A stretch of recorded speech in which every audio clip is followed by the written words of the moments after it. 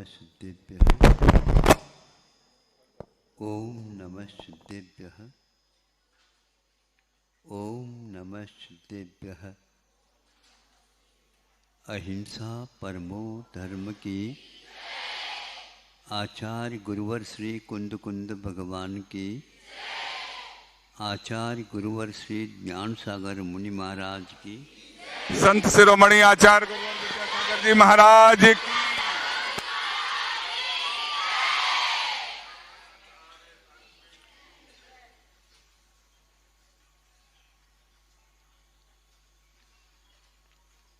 एक स्थान पर लिखा है,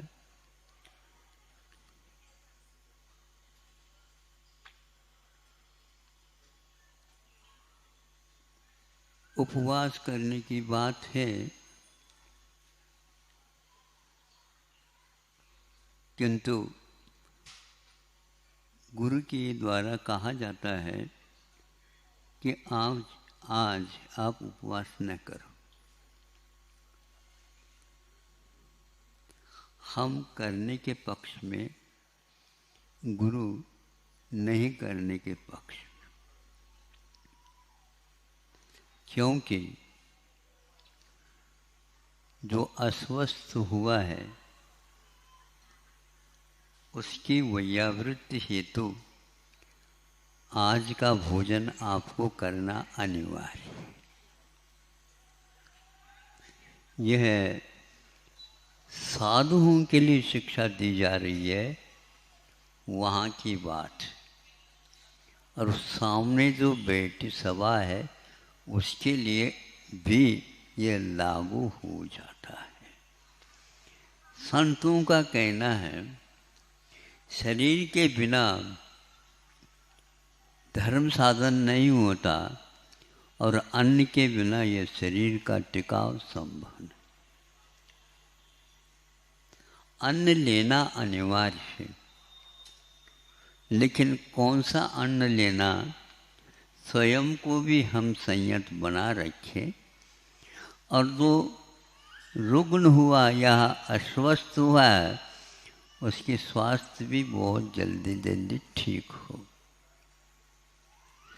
यह एक व्यवहार है, इसके पीछे धर्म भी लगा हुआ है। और धर्म का अर्थ मैं मेरे लिए ही करूं ऐसा कहीं भी लिखा नहीं गया। जिसके लिए जो आवश्यक है उसके लिए धर्म प्रदान करना यह अनिवार्य है, उसको सिखाना अनिवार्य है।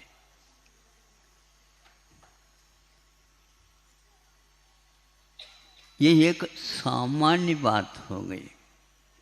विशेष बात क्या है? विशेष कि हम जो भोजन कर रहे हैं और भोजन दूसरे को दे रहे हैं वो कैसा है, इसका भी निरीक्षण परीक्षण होना अनिवार्य है। आज सुनने में आता है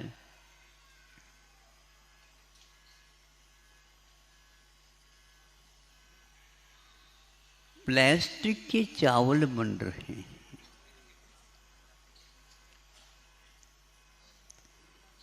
प्लास्टिक क्या है ये आप लोगों को ज्ञात है, पूरे युग को जानने में आया है। अब सोचा सामने वाले व्यक्ति ने विज्ञान के माध्यम से उस प्लास्टिक को इस ढंग से टुकड़े टुकड़े करके रसायन पद्धति से और उसको चावल का रूप दे दिया। आप परीक्षा कर नहीं सकते, आप निरीक्षण कर सकते हैं, लेकिन आप निर्णय नहीं दे सकते यह चावल नहीं है। क्या आप उसको खा नहीं रहे? महाराज इसलिए खा रहे हैं कि चावल बहुत अच्छी क्वालिटी का है और उसमें देखने में तो ऐसा लगता है कि मैं भरपूर खा लूं। और सुगंधी के लिए जो सुवासित चावल होते हैं उससे आगे के वो चावल हैं। अब क्या करेंगे आप?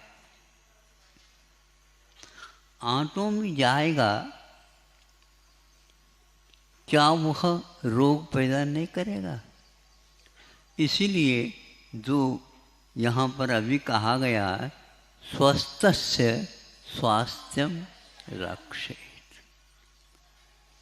स्वस्थ होता है, उसके स्वास्थ्य को भी ज्यों का त्यों बनाए रखना ये आवश्यक है। इसलिए एक व्यक्ति का ये काम नहीं है, एक व्यक्ति से लेकर के प्रधानमंत्री और राष्ट्रपति तक ये कर्तव्य की कोटि में आ जाता है। आज के युग में चुनाव के अलावा कुछ नहीं दिख रहा है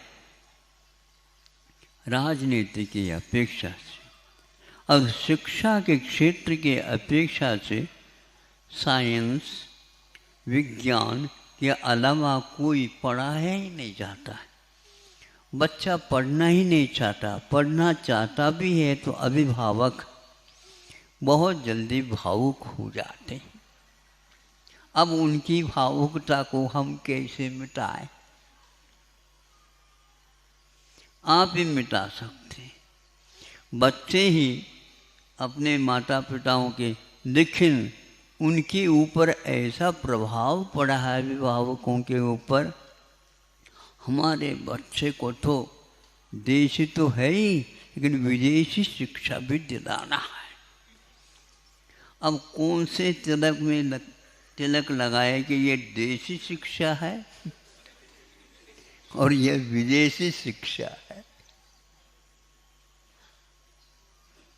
आप ही बताओ क्या करेंगे हम? अब उसके लेख के माध्यम से, उस विदेशी लेख के माध्यम से हम कह रहे हैं आपको, अभिभावक पहले सुने, बच्चे यदि नहीं आए तो उनको भी सुनाए, जो कोई भी है वो सब सुनाए। यह सुनाया गया था या लिखा गया था, भारत में 85 या 80% प्रसूति कार्य को संपन्न कराए जाए, किंतु यंत्र के माध्यम से, चीरा फाड़ी के बिना यह कार्य संपन्न सकुशल हो नहीं सकेगा। और आज भारत में 80 से 85% सारे के सारे, चाहे वह गरीब हो अमीर हो आदि आदि, किंतु विदेशी लेख आता है उसको भी पढ़ना चाहिए। मतलब की बात तो पढ़ो, और जो मतलब की बात नहीं, हमारे लिए रुचि नहीं है उसमें, तो उसको उपेक्षित करो। यह गलत बात है। ज्ञान की ही अवहेलना करना हो गया। विदेशों में जो प्रसूति का कार्य संपन्न होता है वह 15% मात्र आज हो रहा है। सुन रहे हो? तो इन ऑपरेशन के माध्यम से, शल्य चिकित्सा के माध्यम से यदि कोई कार्य होता है तो एक प्रकार से उसके दायित्व बहुत बढ़ जाते हैं। उसकी रक्षा के लिए, आगे के लिए वह किसी भी प्रकार से अब गर्भवती कार्य नहीं कर सकती है। यह कहा जाता है जीवन के लिए एक प्रकार से चुनौती दी जा रही है। घर में बैठ करके भी वह अच्छे अच्छे कार्य करना चाहे तो नहीं कर सकते। आयुर्वेद ही एक ऐसा साधन है इतिहास में, और आज तक वो जीवित है। उसमें कहीं भी इस प्रकार के कार्य के लिए अनिवार्यता नहीं रखी है, किंतु उससे पूर्व में सुखद शिशु का प्रसूति हो, इसके लिए उसको पहले से ही इस प्रकार का अन्न, पान, तेल, आदि आदि वस्तुओं का प्रयोग करके उस शिशु का पालन पोषण स्वस्थस्य स्वास्थ्यम रक्षेत्। 3-4 महीने तक लगातार उसके लिए सेवा के माध्यम से उसमें ऐसे मंत्रों के आरोप किए जाते हैं जिसके माध्यम से शिशु गर्भस्थ होकर के भी सुख और शांति का अनुभव करता है और प्रसूति हो जाती। गरीब हो या अमीर हो, अमीर अपने ढंग से अपना आहार तैयार करता है, उसकी अब लिस्ट यहाँ पर लिखनी पड़ेंगे तब कहीं आप लोगों को याद होगा अथवा समझ में बात आ सकती। ऐसे ही पहले करते थे और प्रतिशत सारे के सारे व्यवस्थित उस गर्भस्थ शिशु को यहाँ पर आकर के रखते थे। क्या यह अपराध नहीं हो रहा है? और इसके पीछे लक्ष्य क्या है? शल्य के अनिवार्यता का केवल पैसा पैसा पैसा, जैसा तैसा, कैसा आए, कैसे आए। पैसे से बिक गए आप लोग। इसलिए हमारा कहना, आयुर्वेद ग्रंथ को आप खोलिए और जिसके पास ये विद्या विद्यमान है उसको आप दीजिए। आपके लिए गृहस्थाश्रम को चलाने के लिए अर्थ तो चाहिए, लेकिन परमार्थ से ये कार्य संपादित होगा, अर्थ ऊपर से बरसेगा। पहले से ही खड़े हैं दान दातार। इस प्रकार का कोई भी मेरे धन का उपयोग हो, हम उसका उपयोग करना चाहेंगे। इसलिए धर्म का धर्म, कर्म का कर्म, और क्या चाहते हो आप, आज तक वह धर्म और कर्म ग्रंथों में बांध दूर करके रखें। ऊपर से तिलक लगाते हैं, हल्दी का, कुमकुम का और गुलाल का इत्यादि का, किंतु कोई भी व्यक्ति उसको खोल करके पढ़ता नहीं। 50 वर्ष पूर्व में कल्याण कारक का संपादन दोबारा हुआ तो उसमें एक ब्राह्मणों में प्राय करके आयुर्वेद के प्रति आस्था बहुत अटूट रहती। जब उन्होंने इस ग्रंथ को देखा और संपादन करने के लिए आग्रह किया गया है, मैं संपादन करूं, जब देखा तो उसके साथ साथ उनका मन कहने लगा कि इस प्रकार का ग्रंथ हमने कई ग्रंथ पढ़े, लेकिन इस प्रकार की शैली में जो लिखा है ये अभूतपूर्व है। ऐसा परिश्रम आज के इस युग में भी हो रहा है। तो ज्ञानी ही समझ सकता है कि ज्ञान का क्या महत्व होता है। तो आज यह अवसर आ गया है कोरोना की कृपा से। बहुत सारे लोग जागृत हो गए, सारे के सारे अपने अपने प्रयोगशाला में दवाइयों का निर्माण करके उसका प्रतिकार करना चाहा। बनाए थे ये लोग, अमेरिका ने बनाया, चीन ने बनाया, रूस ने बनाया, जर्मन ने बनाया, जापान ने बनाया, सब ने बनाया, किंतु एक दूसरे की दवाइयों के ऊपर किसी का विश्वास नहीं है। तो उसके बारे में हम कैसे कहें? जब विश्वास ही नहीं है तो क्या कहें? तो भारत ने कहा हम आप जैसे नहीं बनाएंगे, किंतु हम काढ़ा के माध्यम से ही आप लोगों को ठीक कर देंगे। सुनते हैं पूर्णायु के कार्यकर्ता सारे कमेटी भी तक 12 बजे तक वो तैयार करते हैं, दवाएं उसमें रख करके पैक करके, और वो भेजते रहते थे। यह कार्यक्रम चलता रहा।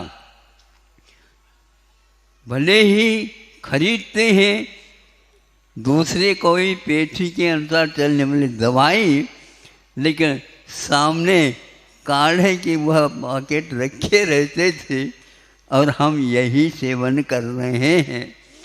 ऐसे प्रशासन वालों ने भी कहा और शासन वालों ने भी कहा, और मेडिकल कॉलेज में रहने वाले जो डॉक्टर्स हैं उनका भी यही कहना था कि हमारा काढ़े के ऊपर विश्वास जम गया है।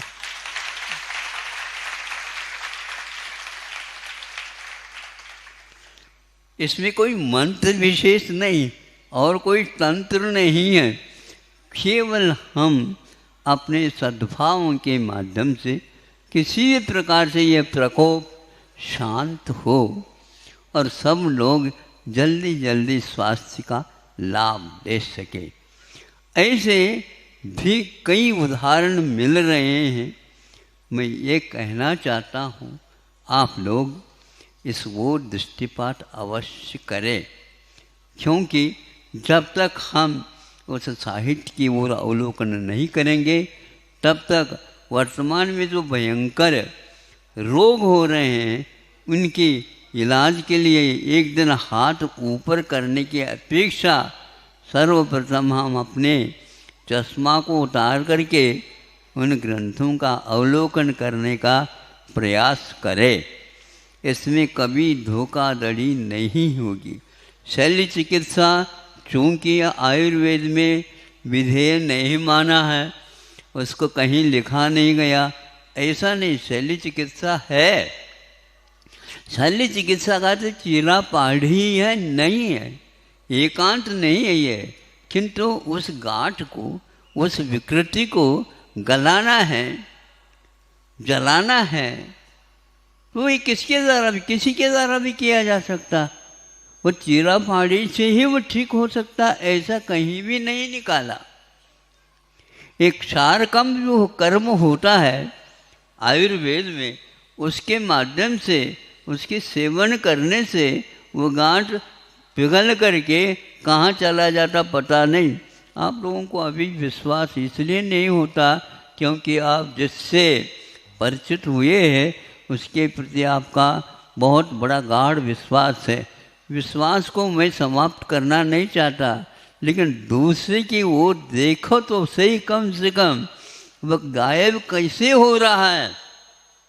इतने बड़े बड़े जो गांठ को होता उसको वह पिघला करके और समाप्त कर दिया जाता। इसको क्षार कर्म की भी उन्होंने संज्ञा दी है।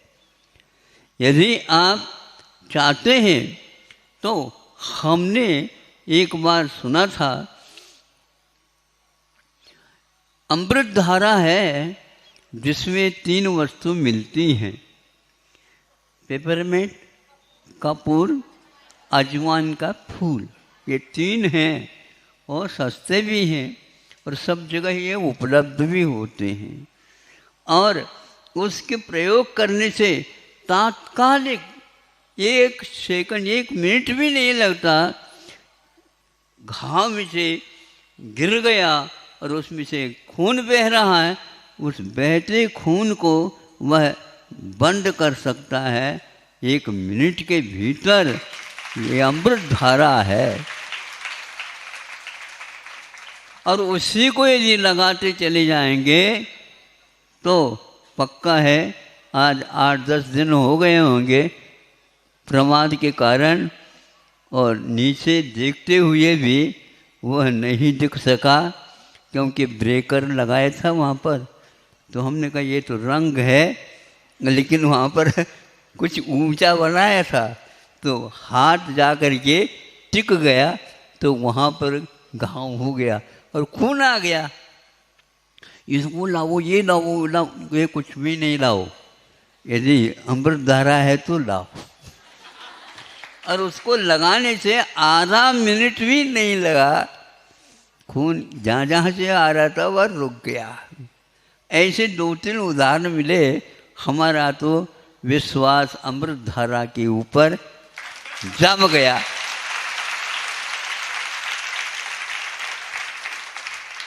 भगवान से प्रार्थना करता हूँ आप लोगों का भी विश्वास इसी प्रकार जम जाए।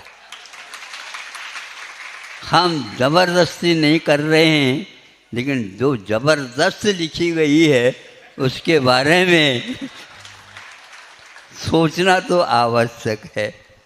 हम सोचें, अफसोस की बात नहीं है, सोचिए आप, किंतु हम इन बातों को कभी गौर से देखना नहीं चाहते। आंखें न मूंदो, सुनने में आ रहा है आप लोगों को? थोड़े से आवाज बढ़ाऊं क्या घटाऊं? आंखें न मूंदो, नहीं आंखें दिखाओ। अर्थ तो खुल रहा है क्या? नहीं, दूसरे को तेजी से देखना बंद कर दो, उसका कोई प्रभाव पड़ने वाला नहीं है। बच्चा भी देखता है और माँ की आंखों को देख करके ठीक है, शांत, 5 मिनट की बात है, अपने आप ठीक हो जाएगी। ऐसा ही होता। तो आंखें न मूंदो, सत्य के बारे में जब सोचना होता है तो उस समय आप आंखें बंद करते हैं।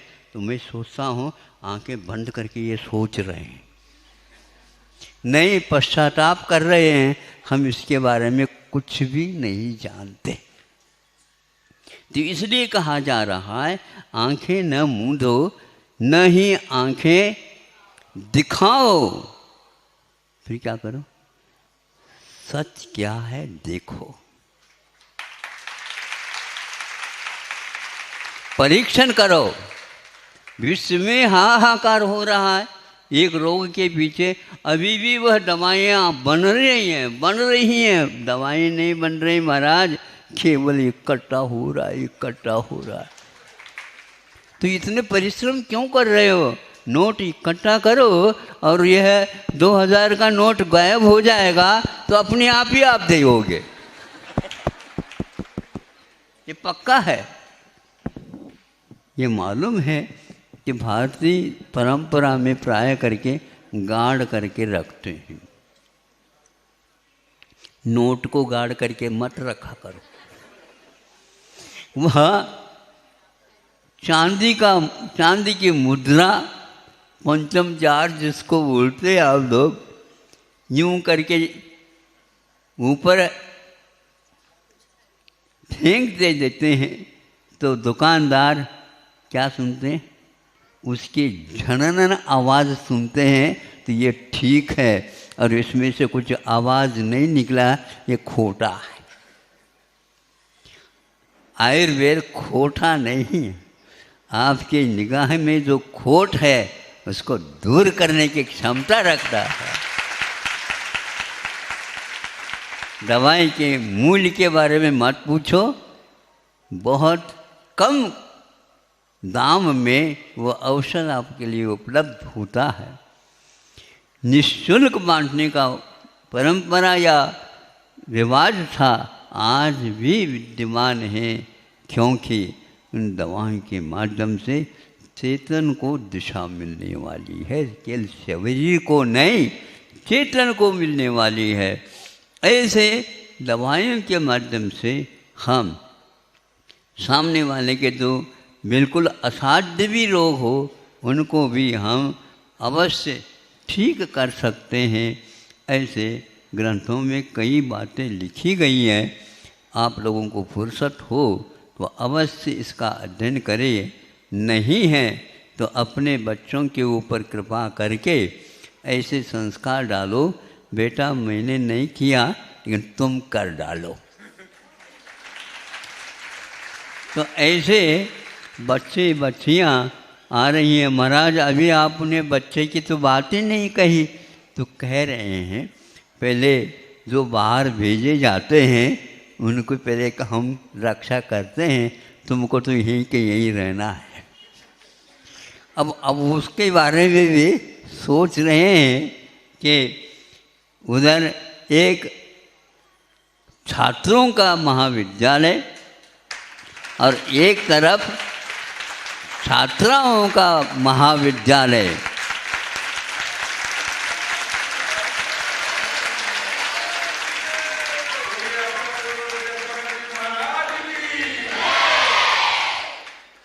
कई बच्चों की मांग थी, भैया मैं महाविद्यालय से डरता हूँ क्योंकि हमने विद्यालय देखे, महाविद्यालय नहीं। किंतु अवश्य हमारी भावना है कि आप लोगों को भी मिले, लेकिन जब तक आप लोगों का संकल्प ठीक नहीं होगा, अस्थिरता गायब नहीं होगी, तब तक ये कार्य किया नहीं जा सकता। इसलिए उसको दूसरे चरण में रखा है। 1 वर्ष में 100 इधर और 100 इधर, एक साथ 200 का प्रवेश और 5 साल के उपरांत एक साथ 200 का वैद्यों का यहाँ से निकलना होगा। इस आदर्श कार्य को, पुनीत कार्य को, पावन कार्य को संपादन करने वाले शिक्षक और शिक्षिकाओं की भी बड़ी आवश्यकता है और बहुत ही छानबीन करके दूर दूर से उन वैद्यों को, उस पेठी को, उस पद्धति को, जो कि केवल मात्र भारत में केरल के स्थान में ही वह रह रहा है, किंतु इधर भी लाने का प्रयास उन्हीं विद्वानों के द्वारा हो रहा है, क्योंकि जिन्होंने अपने जीवन में आयुर्वेद की सेवा करते करते जो अपने पास अर्जन किया है, उस अनुभव का वितरण भी इस ओर हो जाए और सरकार के भी कम से कम ऐसे भयानक रोगों से बचने के लिए ऐसे वैद्यों को और ऐसे साधनों को तैयार करे। समय ज़्यादा हो रहा है, आप लोग आगे के भी कार्यक्रम होंगे, ज़्यादा और भी कहना चाहता था, लेकिन यह संक्षेप में भी बहुत कुछ हो सकता है। अभी